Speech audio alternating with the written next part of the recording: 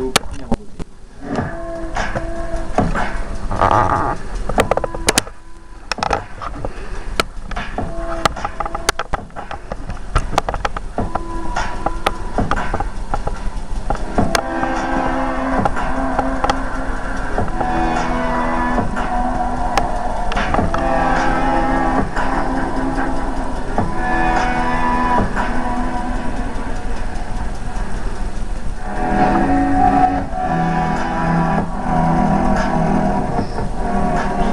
Et je voulais me distinguer. On va dire que c'est quelque chose, le fait de se distinguer, ça fait aussi partie de moi. J'aime pas être comme tout le monde. À l'époque, oui, j'étais punk, je traînais un peu partout, mais c'était surtout que je savais pas où j'allais, je savais pas tellement ce que je voulais faire, et puis je pensais pas que j'étais capable de faire quelque chose de bien. Donc ça m'a donné une confiance en moi, voilà, pas négligeable pour le futur. Je pratiquais le kung fu loisir dans un gymnase de banlieue, voilà. Mais ouais, non, j'ai tout de suite, quand je me suis inscrite, j'ai tout de suite voulu faire un peu de compétition. C'était surtout des Tao, des formes avec des armes, des épées, les nunchakus, tout ça, ça me plaisait bien.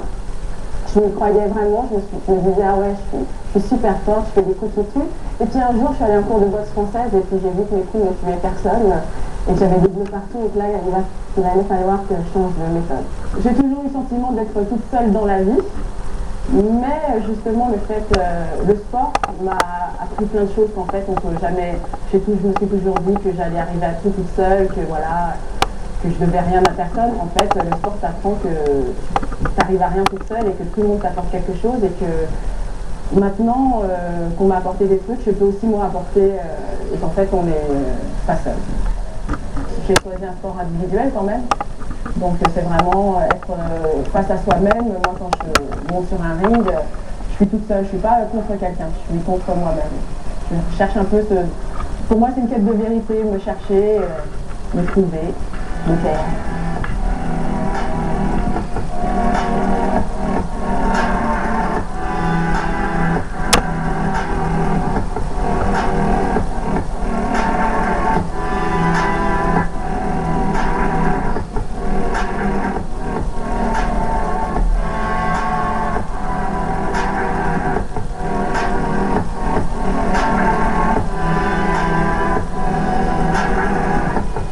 Moi j'adore taper dans les PAO. C'est surtout la percussion qui me donne des sensations. Dans mon sport, je préfère l'entraînement et l'après-combat. L'entraînement, c'est tout ce qui va être voilà, de travailler, voir ce qui est efficace, enfin travailler pour que ce soit efficace. Le combat, moi je ne suis pas satisfaite de mes combats, donc j'ai pas de souvenirs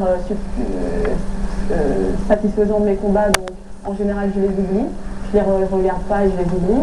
Et après combat, ce qui est intéressant, c'est de voir voilà, ce qui n'a pas marché, etc. et de retravailler ça. Le retour à la compétition m'a pas spécialement manqué à ce moment-là. J'avais fait 4 mois ou 5 mois avant un championnat en boxe taille juste pour en fait les sensations, et en fait c'est là où je me suis le plus exprimée, c'est là où vraiment ça m'a fait du bien de pouvoir frapper à pleine puissance sur une personne qui était consentante et entraînée. Mais au PFC, c'était plus, on va dire, quelque chose que je voulais faire avant de peut-être m'arrêter complètement et de le faire avec Jean-Marie et Loïc, ensemble. Voilà. Pour les remercier de tout le parcours que j'ai fait grâce à eux. Je doute beaucoup, comme tous les sportifs qui font de la compétition, mais le sport me balance vraiment, m'équilibre vraiment dans tout ce qui est négatif. Je le sors sur un sac de frappe, je le sors en me donnant des objectifs, voilà. Je le transpire, j'évacue. Je me dis, oh merde, je serai certainement jamais championne du monde, ça m'embête un peu.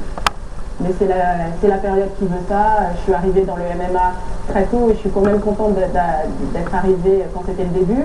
Mais c'est vrai que maintenant, ça fait, voilà, j'ai plus l'âge, j'ai plus toute l'envie d'avant.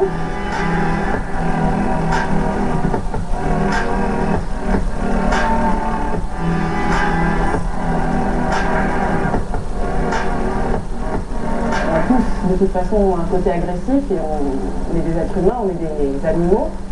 Et cette part agressive, j'ai réussi à la convertir en quelque chose de positif et qui a changé ma vie et ma personnalité aussi. Des fois, j'ai envie d'appliquer certaines techniques que j'ai vues, j'ai envie de voir si ça peut marcher. Alors je provoque, ça marche jamais.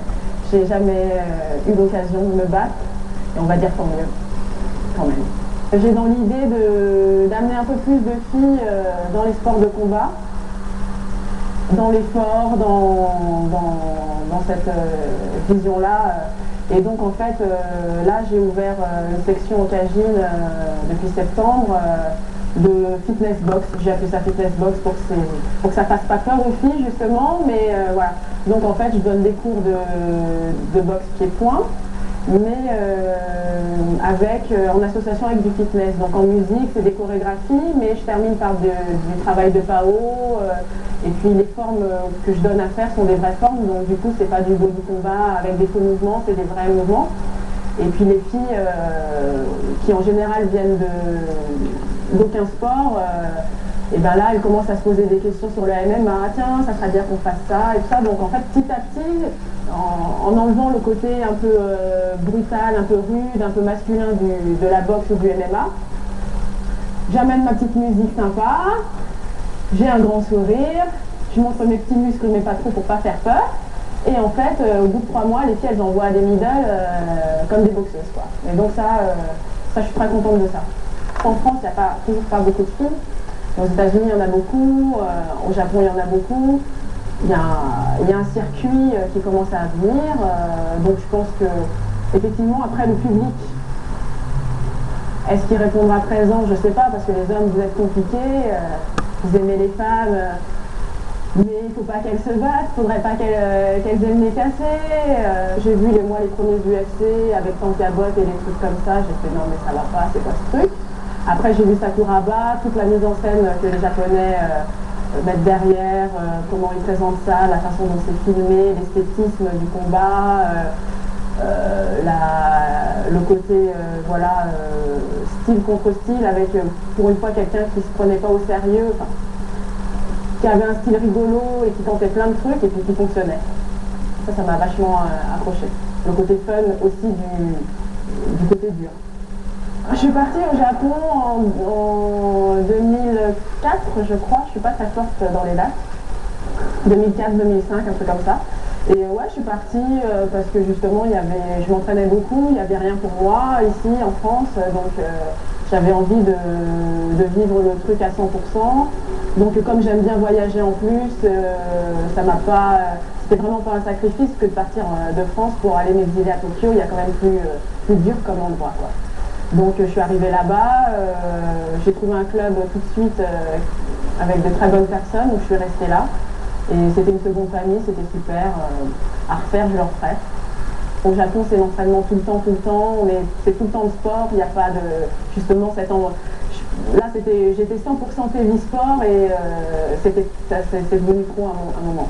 Donc, j'ai combattu, je voulais vite rentrer et voilà.